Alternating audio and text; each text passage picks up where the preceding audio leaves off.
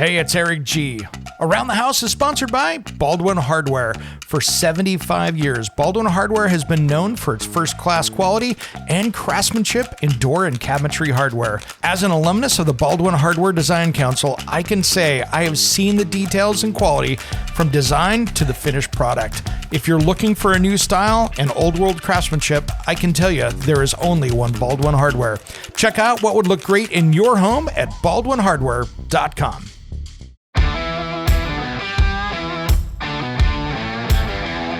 It's Around the House.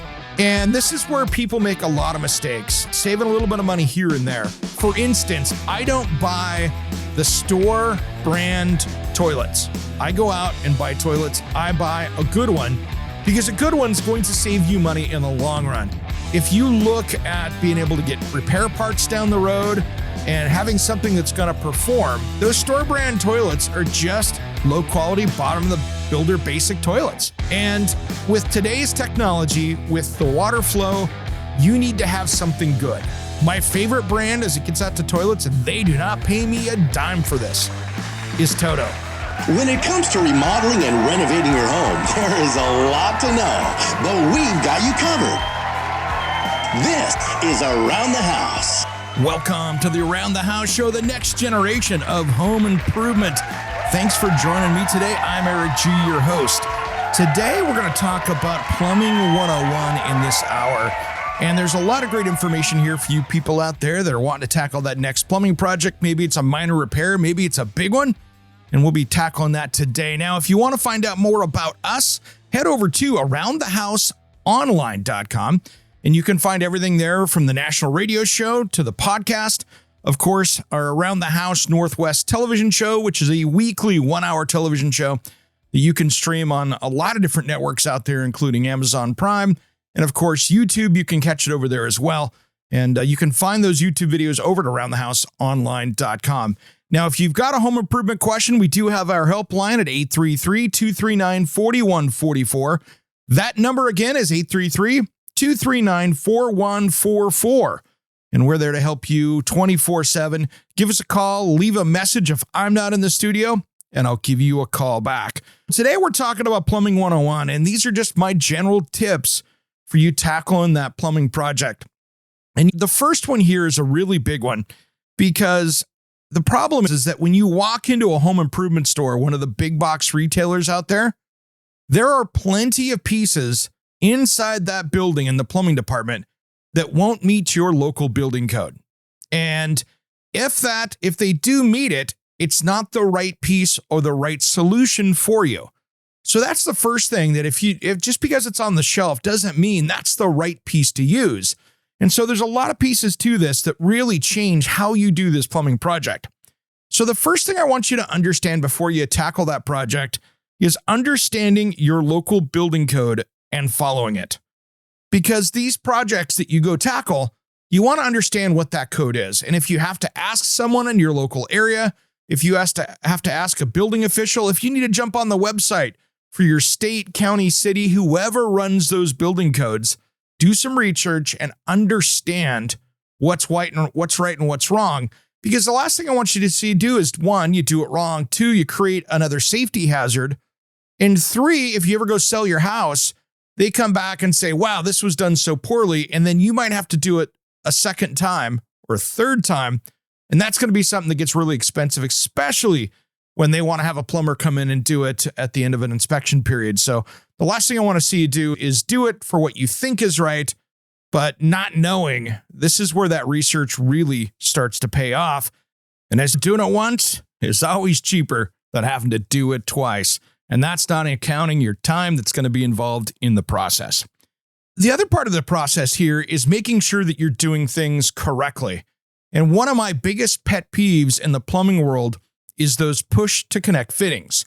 Now, they are not all the same, but the DIYer shark bite fitting is one of those that can be really problematic. And I have seen hundreds of thousands of dollars of damage using these fittings. And using these fittings as designed and correctly installed. As an example, I saw a licensed plumber install one on a remodel probably 5 or 6 years ago. Now, they haven't changed these fittings since then. And actually, they are in the middle of changing them. If you look, that they are doing an improved version out there. And that might be speculation here, but that might be because of failures out there. But I think these could be the next class action lawsuit down the road that we see of failed products. But that's my opinion. Now, the thing is, this licensed plumber installed this fitting correctly on CPVC pipe. And it said it was for CPVC pipe. It passed plumbing inspection, so the code allowed it, everything else. A month later, that slid off the CPVC pipe. It didn't work. And so when it failed, they used that to go to PEX. And after that, it failed and slid off the PVC pipe, causing hundreds of thousands of dollars of damage in this house in water damage. And so that was something that I've seen this happen more than once. So really, I try to tell people, if you're going to use these here on a project, they're great for temporary fittings. I have some in my toolbox for capping off a broken line, for doing something quick just to get water service back in, to mock something else. That's what it's really designed for. One, they're super expensive fittings. So if you're better off to go in and fix it right. So for instance, if you're going to go from CPVC, which is that yellow PVC pipe that loves to fail, that stuff, I've had houses with it. If you've got that in a house from 10 or 15 years ago, just plan for a repipe in your budget, because I tell you what, I had a house that I have literally been sitting there in the house watching television, and I could hear the water running in the crawl space below, and it was not cold outside. This was not a frozen pipe, and the pipe basically just burst. And that stuff happens. That stuff gets micro cracks in it, and maybe it's because it sat out in the sun, maybe it got dropped along the way. And all of a sudden, when that stuff lets go, it is brittle like glass. And when that stuff breaks, you got a hot mess. You want to go in and cut that pipe and solvent glue on the right fitting and take it over into PEX. Don't use a shark bite fitting there. And the same thing is if you're going to go from copper to PEX, go ahead and sweat that fitting on there and get over to the right barb fitting so you can do it that way and make a clean connection. That is the right way to do it. And there's a reason why good licensed plumbers out there don't use shark bite fittings, because they've got the skills. And this is a good life skill to have. If you have copper pipes in your house, get a torch, spend 30 or 40 bucks, which is really the price of a handful of those fittings. Learn how to do it, correctly. And then it's not a scary process anymore. It's not hard to do. It's just like anything else out there, from using a table saw to using a skill saw, whatever. Once you learn that skill, you got it. And it makes it pretty easy to do. And plumbers have been doing that for over 100 years here in the US. So just learn how to do that, and you're going to be better off and have a cleaner connection. And then it's just a beautiful job. It's just a skill that you've done. So this is not a bad thing to do. And then as you're going and changing over, great example, if you're in this project and you're repairing something, get in and do it. If you've got, maybe it's a leaky fitting in galvanized, get rid of the galvanized you can get access to. If you're going to get rid of that galvanized pipe, get rid of as much as you can while you're in there. Don't just do a little repair. That galvanized pipe in most instances is already worn out. So why not give yourself better flow to the shower, sink, or wherever else that water's going? Get rid of as much of that as you can. And then as you go through the project, if you're doing another remodel someplace and you get access into it, then change that stuff out. You don't have to go through and do a full replumb, but if you've got those issues, and maybe it's that shower that you're like, wow, I've got galvanized pipe in my house and I have zero pressure at the bathtub or shower, and I just get a little dribble of water out of there. That's that galvanized pipe failing. So that's a good time to go in there and use PEX, get switched over to PEX fittings, and go from there. And use the threaded connection where you can, and then take that into that reducer. And if you're going to that, then it's not that hard to get over into PEX and go from there. And then you've got a nice durable connection that's going to last. And later you can come back, and when you want to replace farther back from that, you can get in there, take that connection apart, and continue on. And it's not a bad way to go. And it's going to be something that now all of a sudden, if you can get in there and change it out, now you've got a shower system that's giving you more water and no rust stains in the bottom of the toilet or the shower or whatever. And anytime you've got that galvanized pipe going, it's just going to get worse, and you're going to get less and less flow. And that's stuff that you got to tackle. Those homes that were built in the 60s and even 70s with galvanized pipe in it, if you still have it in the house, you're going to be fighting it. So it's a great thing to do. Get as much out of it as you can. Tackle that project, make your repair, but just use the correct fittings when you do it. Now, when we come back, we're going to talk about PEX here and using the right PEX for the project, because there's more than one type. We'll do that just as soon as Around the House returns. Caroline Blazowski, America's Healthy Home Expert, back in the house, and I hear you have a Healthy Home Summit coming up. It's Caroline B. back with Eric G. Yes, we've got the My Healthy Home Summit, April 22nd through the 28th, Earth Week. That is awesome. And what's the cost? Free. It's completely free. What? Learn about your house, get all the information you need to make sure that your home is healthy and safe from all the best building professionals, educational experts, and Eric G's favorite, technology. Woohoo! I love it. Where do they find out more information? My Healthy Home Summit, and you'll get all the information you need. For more information, click on the link below or find it in the show notes for your free offer. Thanks for tuning in to Around the House. Hey, it's Eric G from Around the House. Are you planning a decking or siding project this year? If you are, you've got to check out my friends at Millboard. Millboard is a completely different kind of composite decking and cladding that enhances outdoor spaces with enduring distinction. Hand-molded from the finest oak, it realistically mimics the natural grain and color of premium hardwood. If you're looking for something that doesn't look like plastic and instead real wood, check out millboard.com. Make sure and check out that interview we did just a few weeks back. That's millboard.com.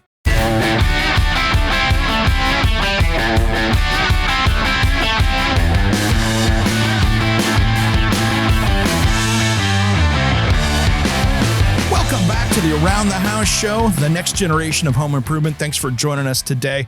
Hey, if you want to get a hold of us, head over to aroundthehouseonline.com.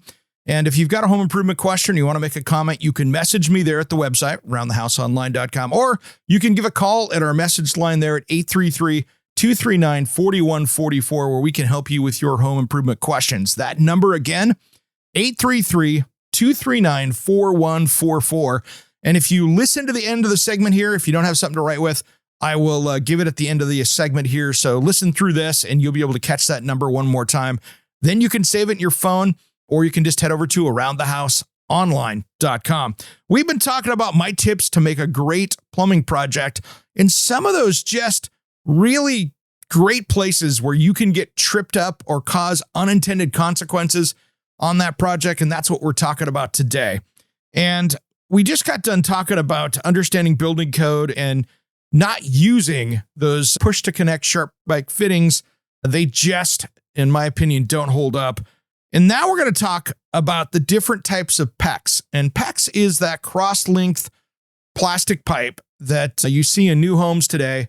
And it works really well. And you just need to know the different types. But most of the time, there's basically three different ones out there. We're going to talk about two here, which is PEX A and PEX B. Now, if you think of PEX A, that is the expansion PEX. And what I mean by that is it takes an expansion tool. And what there is you can tell by looking at it, when it's installed, there's a little like white opaque collar around the outside. And you slide that over the end of the cut PEX pipe. You put the expansion tool in, it stretches it out. And then this stuff has memory. So you push the fitting in, and in a couple seconds, it shrinks back around it and you have a solid fitting again. Now, one of the reasons that I like PEX A is that when you're fishing it through a wall, you're doing something with it, if you get a kink in it, that kink will push itself back out and basically self-repair itself, which is a solid thing. PEX B, which actually uses a crimp ring around the outside of it, it does not. So if you kink it, you need to get a repair in there or get a different piece of pipe, because that stuff doesn't do that. Now, here's the big difference between the two of those. If you hold a PEX A elbow up and a PEX B elbow up, you will see there is a massive interior diameter size difference between the two. PEX A flows a ton more water than PEX B. And that's just the way, because you're expanding out the fitting, the pipe, so the fitting can go in there. The other way, you're sliding a smaller fitting inside the pipe. So every time that you do an elbow, a connection, you're now reducing that 1/2 inch pipe down to something much, much smaller. So when you're designing out using a PEX product with a PEX B, now you go, hey, I can buy a crimp ring tool for inexpensive, depending on which one you get. There's some really cheap ones that you can get on Amazon and online. And of course, it's your local home center. And there's the more plumber-based ones out there, which of course are more expensive, but depending on the quality of tool you're going to use. But here's the thing. Those crimp rings, they do work. But the problem is you need to upsize the pipe. So what you would normally say is, hey, I'm running 1/2 inch out here to do this tub shower. You need to be running at least 3/4. Depending on the length, you might need 1 inch to get that out there. So these are things you need to know, those calculations, so you can make sure and of course have the right flow to it. Because if you do PEX B and now all of a sudden you've got this really big problem with flow. So that's why PEX A is really the best one out of those. Now the tools are more expensive, but you can go down and rent them from many tool rental centers. Or if you're doing a project, buy the tool. But I tell you what, it is the more reliable one. And since PEX A has such a higher burst strength, that's the thing that's cool. That basically has a 500 PSI burst strength. So it takes a lot to bust that open. And then if you get a freeze, many times, as long as it's not in a plastic fitting or something like that, if you've got a freeze in the pipe, in most cases, that will return back and not be an issue. So it will stretch, but that memory lets that come back once it thaws out. So it's not a bad little way to go in something that's going to be burst. Now, like any material that's come out there that is a man-made product like this, there were some early issues with some of them, and there were some recalls out there with some of them, especially when you looked at the color, the red and the blue, and there have been some issues with that product. But the new stuff coming out right now is solid. I have no problem with it. And if you do this stuff correctly, it will really hold up. And so think about doing that using the right materials. But if you're doing repairs, PEX B is fine. There's no problem with that product. I just think that PEX A is a better system all around.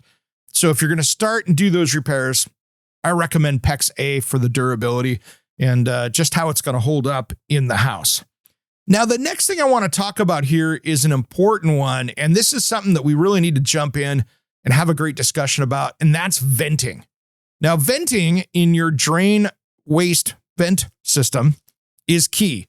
And really, when it comes to letting water drain out of a toilet, bathtub, sink, whatever that's coming out of, you need to understand how the airflow works, because that air is just as important as creating that slope and everything else for that water to go out into your sewer system, out to the street, or into your septic tank, or whatever you're doing, wherever that water's going.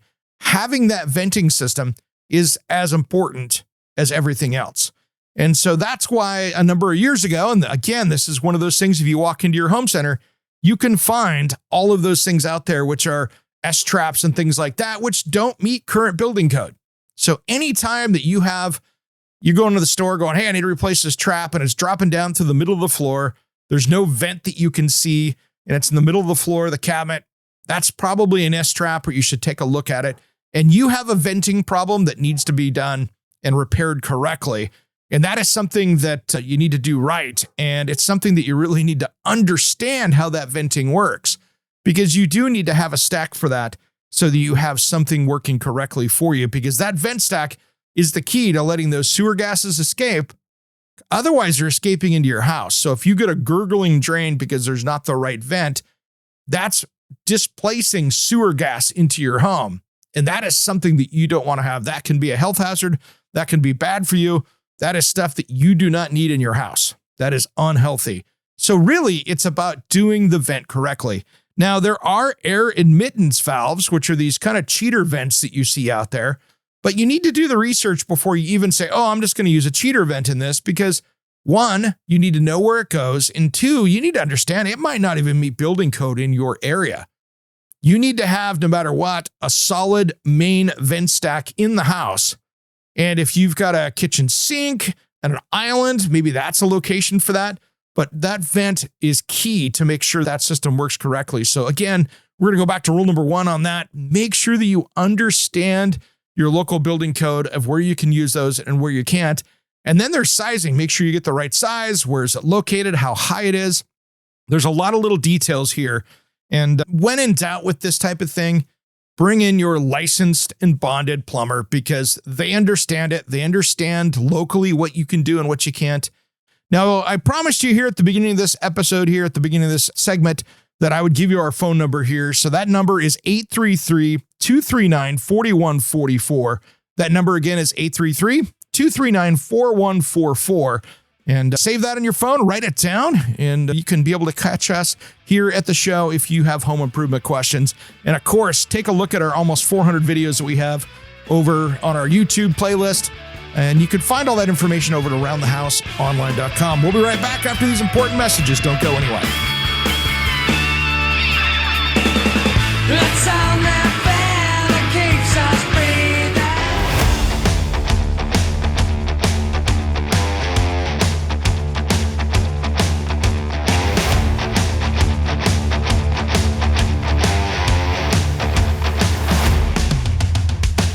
Welcome back to the Around the House Show. This is your next generation of home improvement. Thanks for joining me today. We have got the smartest audience in home improvement out there, and I want to thank you for joining us. I'm Eric G.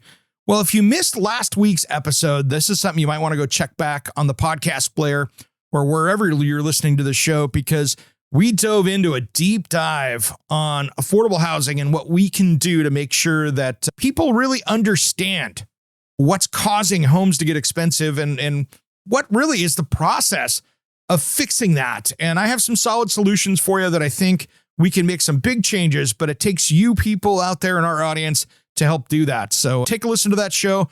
There's a great to-do list built within that of things that we can do to make sure that people that are out there renting now, that are wanting to get to be homeowners, but can't afford to be, what can we do to get housing more reasonable? And that way we can really help people get into homes and build that American dream out there. So take a look at that, and you can find us on any podcast player out there. If there's one that you can't find us on, let me know and send me a message over at aroundthehouseonline.com, and I'll make sure, because there's new podcast players all the time out there, but just look for the Around the House Show and you'll see that house logo with Eric G, and you'll see it right there. And we own the trademark for Around the House. So this is the original Around the House Show. We've been going for 36 years. We're talking today about my tips for a great plumbing project.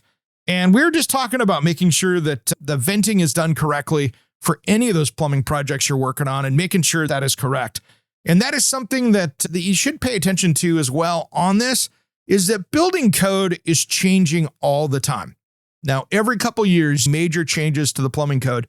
And it's something that you can really take a look at online and see what is going on. Each state, city, county, depending on my state here, it's the state of Oregon that really runs things here, and same with the state of Washington. And then you will have sometimes a city, for instance, like the city of Portland or one of these places around me, that will maybe do some additions to that code. But really, what code are they taking in? What is going to be it? And you can understand what's going on there, and that will really help you. So you can take a look and understand that code through there so you're following those rules correctly. Now, here's the next one, and I think this is one of the most important ones here. And this is knowing when you're over your head. Knowing when you I think I know what I'm doing, but I'm questioning what I'm doing. And this might be where you need to spend the money and get a pro to come in and tackle the project for you. Maybe they'll do part of the rough in for you and you can take it from there. But really talk to that pro, get the licensed plumber out there. This is not where I want to see you bring in the handy person that you jump online and get one of those. This is where you want to bring in that licensed plumber that can do the job correctly, because that's where you just get those problems taken care of. There are so many things that you get in there and it's, wow, this is, once you get the wall opened up and you're like, this is much more complex than I thought I was getting into. Or you're in there and you're like, I don't feel comfortable. These pipe fittings are so close to the wall right here. Even if I put a flame protector in there and I'm going to sweat that copper, I don't feel like I can get a good job here with this. Then you bring in the pros and have them knock that out for you and get it roughed in, and then you can take it from there. So bringing in that plumber, it's going to be expensive. Good plumbers are not cheap. Hey, think about it. If you take your car into the shop and they're working on that for 5 or 6 hours, your plumber's probably going to be costing more than that. That's just how it works out there these days. So you're going to have a few $100, or if it's a bigger project, thousands of bucks to do it. But if you're over your head, no one to say no, no one to bring in that pro. And if you do it right, you don't want to, here's the thing. I don't want to see you, unless you have to, bring in that pro on the after hours stuff on the Saturday afternoon or a holiday pay or whatever else. That's when they get you hard on those things. If you can get on their schedule, plan it out, have them come over and knock it out. It's usually not that big of a deal, but making sure. And then here's the other thing too, I say when you're bringing plumbers in most cases is let them bring their parts.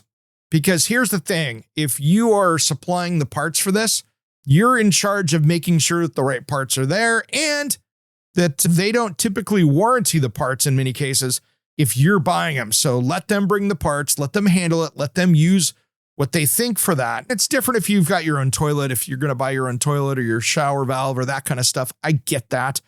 But letting the pros bring it in and having their warranty on it is a much better plan.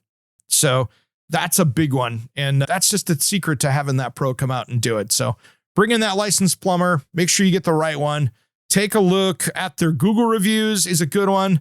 Here's the thing. A lot of these review places like Yelp and the Better Business Bureau and stuff, these guys are making money on reviews. And many of these people like the Better Business Bureau, I don't trust as a resource because you can actually, and you've heard me say this before if you're a regular listener, but I'm just going to say it for all the new people out there catching the show. They, in my area especially, if I want to buy off and get a accredited rating with those guys and raise my scores, I can write a check to them and my review is better. And their argument is that you're accredited now, but they didn't do anything. They didn't go do research on you. They just put an accredited stamp on it. So it's my opinion that that is not a good, solid place. Check with your local licensing board. If you are looking for a plumber, and get a hold of your state plumbing licensing board, talk to them, see if they've had any lawsuits, take a look online. Many states and cities and counties and municipalities have licensing and they have a place for you to take a look at all that as a consumer so you can get the right people for the right job. So next one here is, this is an important one here, using brand name products for fixtures. Now, this is a big one. And this is where people make a lot of mistakes, saving a little bit of money here and there. For instance, I don't buy the store brand toilets. There's store brand toilets out there. I do not. I go out and buy toilets. I buy a good one because a good one's going to save you money in the long run. If you look at being able to get repair parts down the road and having something that's going to perform, those store brand toilets are just low quality, bottom of the builder basic toilets. And with today's technology, with the water flow, you need to have something good. My favorite brand as it gets out to toilets, and they do not pay me a dime for this, is Toto. I have used Toto for a number of years, probably close to 20. And if you don't know who Toto is, they are the largest toilet manufacturer in the world. They make more toilets than American Standard and Kohler combined. These guys, you won't find them in the home centers typically, but they make beautiful stuff. And when you're talking toilets, you want that toilet to be able, if it's a 1 gallon flush, you want this to work correctly. You want to be able to hit the flush button and have everything go away. And then there are some things out there that you can do to make sure that they last. And for instance, with Toto, they have that porcelain coating that's on there like many toilets do. But they put a nano coating on top of that, which repels things that makes it basically like a Teflon nonstick coating on it. And so what happens is you have a toilet that is easier to keep clean. Now, if you go spend a bunch of money, they have toilets now that are completely 100% self-cleaning. They mist under the seat, they keep things clean, and other than maybe a quick wipe down with a cloth to get the dust off the top, there's not much that's needed to clean these toilets. And the difference is too, is when you look at these higher grade toilets, is that the trap area, so basically below the water line in that toilet, as you go into the opening where the waste goes out, they actually put that porcelain coating in its much bigger area as well. So, 10 years ago, you would see, it was funny, they would do a test at the trade shows where they had one hooked up and they would flush down a bucket of golf balls with a single flush. So that was crazy how well that stuff worked. And so that is how they would do that. And so what's cool with this is that they make those nice and big, so you have no flow restrictions. And what happens is, and this is where things get messed up in a toilet, is when you flush it and there's little defects in that porcelain underneath there. That's why some toilets love to clog up. It's because even though you're flushing stuff down there, the trap is so small, it's unfinished, so it's just like a raw ceramic, like the backside of a ceramic tile with nothing on it. And all of a sudden, you've got this area that doesn't want to let things flow by it quickly and smoothly. And so that's where you get the bad design, the production flaws with it, and you just get a great looking toilet if you buy something nicer. So take a look at the Toto ones out there. Go around the house. We'll be right back. Don't go anywhere. We got more coming up after these important messages. You threw my clothes out on the lawn.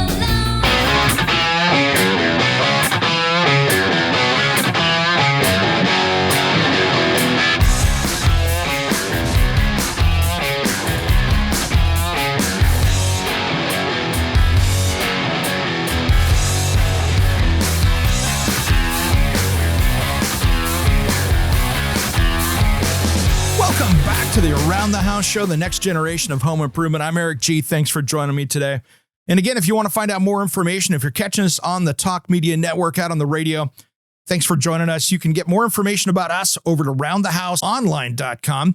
And if you're on the podcast, which is available on just about any podcast player out there, thanks for joining me there as well. And especially all of the different streaming networks out there that we're on. Thanks for catching our show here. And if you missed something or you didn't know that we have I think we have over now 1,000 episodes in our back catalog, you can check that out over at aroundthehouseonline.com or your favorite podcast player. And we have usually up there on Apple and those, a few hundred of those, but we do have a subscription network where you can get back there for less than the price of a cup of coffee and go back and listen to all of our back episodes where we tackle a lot of different projects and have some amazing guests on over the years. So there's a lot back there for you to tune into in that. And that's a great way to go. You can find out more of that at aroundthehouseonline.com. We've been talking today about my tips to a great plumbing project. And we were starting to talk about last segment here about using brand name products in that plumbing project. And this is another good one here that I want you to really consider. Anytime you're building in plumbing, use the best stuff you can afford. Now I'm talking about maybe it's that tub shower valve or the shower valve that's going in there with the body sprays, anything that you're permanently mounting in a wall. This is where you want to buy the good stuff. And here's some secrets about plumbing good stuff out there. Let's talk about it for a minute. When you walk into a home center, many companies will have different grade products in the home center than their plumbing retailer that you see in your local town. And here's what happens. And this is because we've talked about this in previous episodes, so bear with me if you've heard this before from me. But what happens is home centers and big box retailers that want to have a product in there, they'll go to company X and say, hey, I need this shower valve that you're selling for $300. I need this at $249 price point. And they're like, we can't build it for that. What if we do the same version, but do it in plastic? Okay. All of a sudden the brass was taken out of it and there's a lot more plastic parts, less metal. And maybe that part's not made in the US, that's now being made overseas. So you're seeing some of that where you have the same model numbers, but if you go buy one at your local plumbing retailer, go to your home center, you'll notice the boxes are different. And that's so they can keep track of what's going where. So you'll notice that the retail packaging for the home centers might be different. That's one of the clues that I've seen that you'll see. They'll have different color boxes or different packaging. It's not always the case, but always take a look and see. You might be worth paying that extra $20 more for the plumbing retailer to get a higher quality product and something that might last you a little bit longer. Now, when you're doing this, I'm always worried about online retailers. Now, there are certain ones out there that are good, but anytime that you're jumping on an online retailer and buying a built-in plumbing fixture, you are taking life into your own hands. Because here's what I could do. I could walk down to my local Home Depot store and buy a Kohler faucet right off the shelf.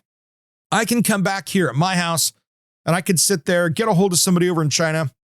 Plenty of websites I can do that with.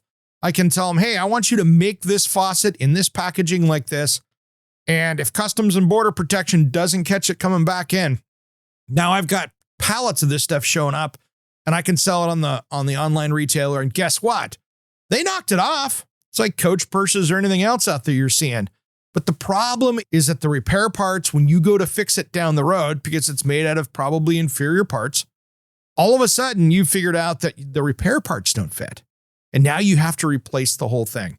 So be really careful with online retailers, because I know, talking to my friends in the plumbing industry, how many times they have people coming in going, I need a valve extension for this. And they're like, that's not what that is. No, here's the box. That's a knockoff. So make sure that you're buying all of your plumbing fixtures from a known source of where it's coming from. So that way you know what you're getting, because I want to make sure that you're doing it. And don't scrimp on those built-in pieces, because the last thing I want to see you do is go have to tear out your beautiful shower project or your beautiful tub project and tear out tile, tear out a wall to get in behind it, and make sure that now you're replacing pieces you don't want to have to do. I want you to be able to get replacement parts for it and be able to do that. And that's one of the problems that you see with some of these off brands out there, the no-name ones, or you jump on Amazon or one of those and buy the cheap sets. That's the house flipper mistake as I see it. And so many people buy that flipped house and you see those plumbing fixtures and they're like, oh, that looks gorgeous. If there's no name brand on it, be wary. If you don't see a little D for the Delta, or if you don't see a Moen or a Pfister or one of those different brands, Kohler, American Standard, whatever on it, be wary, because now all of a sudden you've got a product in there that you probably will have to replace sooner than later. And the other thing I want you to talk about here too, before we get into the next one, is making sure that you have your water quality under control before you take on that new bathroom or kitchen or whatever else, because water quality is key. And this is one of those things we're going to talk about in the future here. But so many times I see people, oh, I just did a brand new bathroom model, spent all my money on that. It's great. But man, that hard water is already making, you should have gotten that under control. So one of the first things in your house that I want to see you do is test your water, see what you got, and get it fixed, and design that system around it. Do you have a lot of chlorine in it? Do you have a lot of heavy metals in it? Is hard water destroying your water heater, your washing machine, your dishwasher, your ice maker on your fridge? Is it destroying all that stuff, let alone your toilet and your showers and the tubs? Make sure that, or even worse, out on your sprinklers and stuff outside, is it putting stuff on the side of the house and making your house look chalky because of the poor water quality? Now, I'm not saying you need to treat the water going out your sprinklers, but think about what that's doing to your house and your fixtures. It can really reduce the life, and that causes other maintenance issues like your water heater. If you've got hard water, you should probably, if you haven't been doing it, you probably next time you replace it, do it, but really go through once a year, turn the water heater off, flush it out, make sure you get all the scale buildup out of the inside of it, and make sure that you do that maintenance on it and get that cleaned out. And then make sure that you're running your scale remover out of your washing machine, your dishwasher, and then your coffee makers as well, because if you've got hard water, that's the fastest way to throw away a coffee maker, is not doing that descaling process through there, because anytime it's heating water, it's getting buildup on that, which means it's less efficient. You have cooler hot water. And then of course, on top of that, you've got that buildup, and that will, at a point, especially like with the Keurigs and some of those out there, there's a point that thing just shuts down and you'll never get it back to working again. And once it stops moving water, it's done. You're tossing it away because it's too expensive to fix. So make sure you got your water quality under control. And these days, do some testing. See if you've got PFAS. Do you have forever chemicals in your water? That's a new thing that we're seeing. We talked about it in the show, but understanding what that is. And if you're on a well, this is even more important, because you're the only person that's testing that water typically. And make sure that your well water is good. You can have problems in well water, for instance, like radon and things like that could be really damaging to you. And that can be really tough, because when you're standing in the shower full of steam, you could be breathing in radon. So just double check on that to make sure that your water quality is exactly where you want it to be. So pay attention to that, guys. It's something super important. And that is the first thing I would be doing when I move into a house, is checking that online. And there's a lot of places you can do. And take a look at my friends over at King Water Filtration. They do have a thing over on their website over there where they will ask your zip code, and you could put your zip code in and see what your water has from that. So just go over to King Water Filtration, take a look there, and they do have a finder over there that you can see at least what's in your municipal water in your area. So that'll help you out. All right, guys. Hey, this has been a great one talking about my favorite things to tackle on these plumbing projects as far as tips. And then the last one I just want to mention before we go out here at the end of the show is just make sure that you've got quality tools. If you've got a good tubing cutter, you've got good parts, good pieces, a good saw, and then make sure that you follow the directions on any of the pieces you're using. If you're gluing pipe together, make sure that you're using a primer and the pipe, glue, cement, and doing that correctly. And if you're going to use the primer and one all-in-one, just make sure you're doing that. So just make sure you're following those best practices and using all the right hangers and all the right stuff to make sure the things are tied down and protected from somebody with sheetrock nails and screws and that kind of stuff. So that'll help you out on your next project. Hey, if you want to find out more about us, head over to aroundthehouseonline.com and you can find us more information there, including our phone number, which is 833-239-4144. That number again is 833-239-4144. I'm Eric G, and you've been listening to Around the House.